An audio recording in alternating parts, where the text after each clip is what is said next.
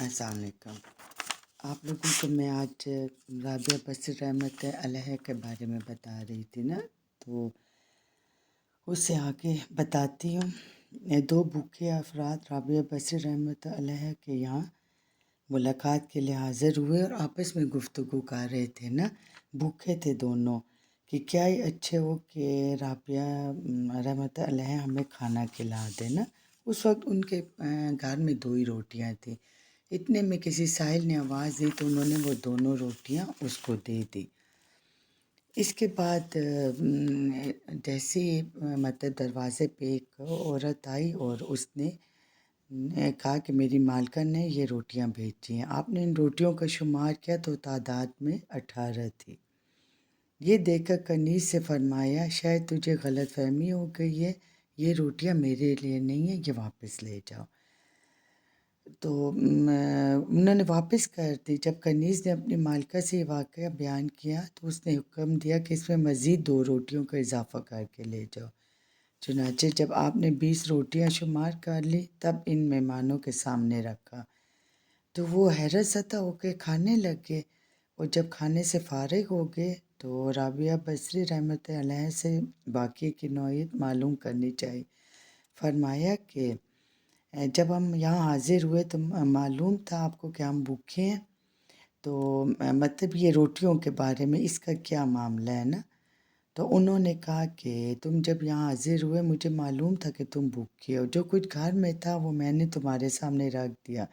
اسی دوران ایک سائل آپ پہنچا، وہ دونوں روٹیاں میں نے اسے دے کر اللہ تعالیٰ سے عرض کیا تیرا وعدہ 1 کی بجائے 10 دینے کا ہے، اور مجھے تیرے قول پر پورا یقین ہے کہ وہ صادق ہوتا ہے، لیکن کنیز کے 18 روٹیاں لانے پر میں نے سمجھ لیا کہ اس میں ضرور کوئی اس کنیز سے کوئی غلطی ہوئی ہے نا، میں نے واپس کر دی۔ اور جب وہ پوری 20 روٹیاں لے کر آئی تو میں نے وعدے کی تکمیل میں لے لی۔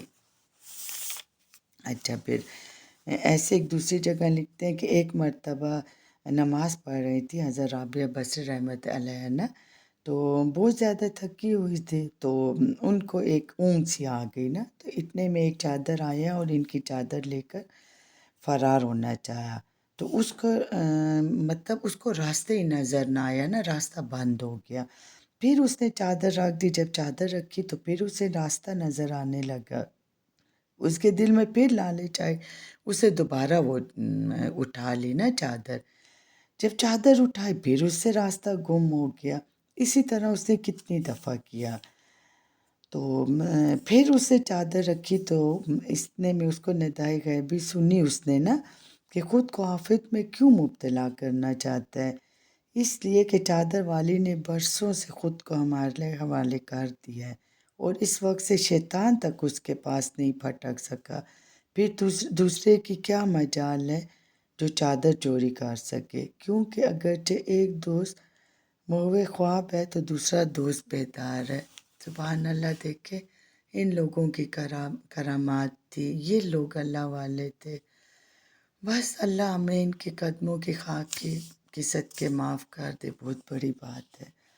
اچھا، پھر کہتی ہیں ایک مرتبہ آپ نے کئی دنوں سے کچھ نہیں کھایا تھا نا، تو خادمہ جب کھانا تیار کرنے لگی تو اس نے کہا کہ پیاز نہیں ہے نا، تو اس نے اجازت چاہی کہ جا کے ہمسائے سے مانگ لے، تو آپ نے فرمایا میں نے برسوں سے اللہ تعالیٰ سے یہ عہد کیا ہوا ہے کہ تیرے سوا کبھی کسی سے کچھ طلب نہیں کروں گی، لہٰذا اگر پیاز نہیں ہے تو کوئی حرج نہیں۔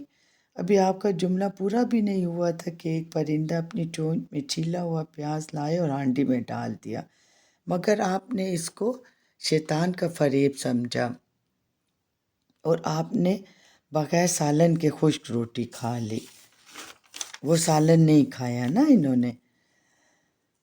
اس کے بعد پھر ایک مرتبہ حضرت بصری رحمت اللہ نے سوال کیا، حسن بصری رحمت اللہ نے نا، کہ آپ کو نکاح کی خواہش نہیں ہوتی؟ آپ نے جواب دیا نکاح کا طالب جسم و وجود سے ہے، اور جس کا وجود ہی اپنے مالک میں ضم ہو گیا تو اس کے لیے ہر شے میں اپنے مالک کی اجازت ضروری ہے۔ حضرت بصری رحمۃ اللہ نے آپ سے دریافت کیا تمہیں یہ مراتب عظیم کیسے حاصل ہوئے؟ فرمایا ہر شے کو یاد الہی میں گم کر لے۔ ایک مرتبہ لوگوں نے آپ سے بیان کیا کہ حضرت حسن رحمۃ اللہ یہ کہتے رہتے ہیں کہ اگر میں روز محشر ایک لمحے کے لیے بھی دیدار خداوندی سے میں محروم رہا تو اتنی گریہ زاری کروں گا کہ اہل فردوس کو بھی مجھ پر رحم آ جائے گا۔ حضرت رابعہ نے کہا انہوں نے بالکل صحیح کہا، لیکن یہ شے بھی اسی کے شایان شان ہے جو آن واحد کے لیے بھی یاد الہی سے غافل نہ رہتا ہو۔ پھر ان سے کسی نے پوچھا کہ مطلب آپ نکاح کیوں نہیں کرتی نا؟ تو آپ نے کہا کہ نکاح نہ کرنے کی وجہ یہ ہے، مجھے یہ غم ہے کہ اگر شادی کر لوں گی، مجھے یہ غم تم دور کر دو، میرے غم شادی کر لوں گی۔ اول تو مجھے یہ غم ہے کہ میری موت اسلام پر بھی ہوگی یا نہیں۔ دوسرا، روز محشر میرا نام اعمال سیدھے ہاتھ میں ہوگا یا الٹے ہاتھ میں۔ تیسرا، روز محشر جب جنت میں ایک جماعت دانی طرف سے دوسری بائیں طرف سے داخل کی جائے گی تو نہ جانے میرا شمار کس جماعت میں ہوگا۔ لوگوں نے عرض کیا ان تینوں سوالوں کا جواب ہمارے پاس نہیں۔ آپ نے فرمایا جس کو اتنے غم ہو تو اس کو شادی کی کیا تمنا ہو سکتی ہے؟ جب لوگوں نے آپ سے یہ سوال کیا کہ آپ کہاں سے آئی ہیں اور کہاں جائیں گے، جواب دیا جس جہان سے آئی ہوں اس جہان میں لوٹ جاؤں گی۔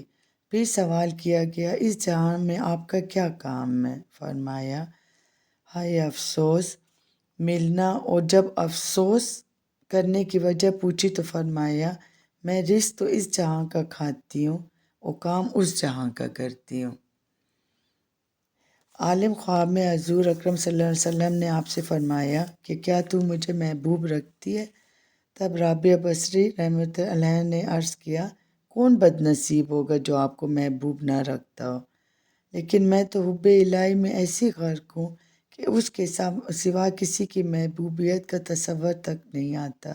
یہی وجہ ہے میں مجھ میں کسی کی محبوبیت کا احساس تک باقی نہیں۔ لوگوں کے اس سوال پر کہ محبت کیا شے ہے، آپ نے فرمایا محبت ازل سے ہے اور ابد تک رہے گی، کیونکہ بزم عالم میں کسی نے اس کا ایک گھونٹ نہیں چکھا، جس کے نتیجے میں محبت اللہ تعالیٰ میں ضم ہو کر رہ گئی۔ اسی لیے اللہ تعالیٰ کا ارشاد ہے اللہ تعالیٰ ان کو محبوب رکھتا ہے اور وہ اللہ کو محبوب رکھتے ہیں۔ ایک مرتبہ کسی نے یہ سوال کیا کہ آپ جس کی عبادت کرتی ہیں کیا وہ آپ کو نظر بھی آتا ہے؟ فرمایا اگر نظر نہ آتا تو عبادت کیوں کرتی؟ لوگوں نے جب آپ سے یہ سوال کیا کہ اللہ تعالیٰ بندے سے کس وقت خوش ہوتا ہے؟ فرمایا جب بندہ محنت پر اس طرح شکر ادا کرتا ہے جیسا کہ نعمت پر کرتا ہے۔ لوگوں نے سوال کیا کہ عاجزی کی توبہ قبول ہوتی ہے؟ فرمایا اس وقت تک وہ توبہ ہی نہیں کر سکتا جب تک توفیق نہ دے، اور جب توفیق حاصل ہو گئی تو پھر قبولیت میں بھی کوئی شک نہیں رہا۔ آپ اکثر فرمایا کرتی کہ صرف زبانی توبہ کرنا کاذب لوگوں کا فعل ہے، کیونکہ اگر صدقے دل کے ساتھ توبہ کی جائے تو دوبارہ کبھی توبہ کی ضرورت ہی پیش نہ آئے۔ ایک بزرگ نے آپ کو یعنی پرانے اور اس طرح کے لباس میں دیکھا نا، تو انہوں نے عرض کیا اللہ تعالیٰ کے بہت سے ایسے بندے ہیں، اگر آپ ایک اشارہ کریں تو نفیس سے نفیس لباس مہیا کر سکتے ہیں۔ آپ نے فرمایا مجھے طلب غیر سے اس لیے حیا آتی ہے کہ مالک دنیا تو اللہ تعالیٰ، یعنی دنیا کا مالک تو اللہ تعالیٰ ہے، اور دنیا کی ہر شے اس نے لوگوں کو عطا کی ہے اور عارضی دی ہے، اور جس کے پاس ہر شے عارضی ہو اس سے کچھ طلب کرنا باعث ندامت ہے۔ یہ سن کر ان بزرگ نے آپ کے صبر و بے نیازی کی داد دی۔ حضرت مالک بن دینار رحمۃ اللہ علیہ کہا کرتے تھے کہ میں ایک مرتبہ ملاقات کے لیے رابعہ رحمۃ اللہ علیہ کے وہاں پہنچا تو دیکھا ایک ٹوٹا ہوا مٹی کا لوٹا ہے جس سے آپ وضو کرتی ہیں اور پانی پیتی ہیں، اور ایک بوسیدہ چٹائی ہے جس پر اینٹ کا تکیہ بنا کر آپ سوتی تھی۔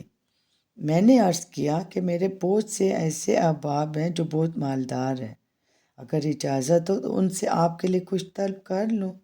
آپ نے سوال کیا، کیا مجھے اور تمہیں دولت مندوں کو رزق عطا کرنے والی ایک ہی ذات نہیں ہے؟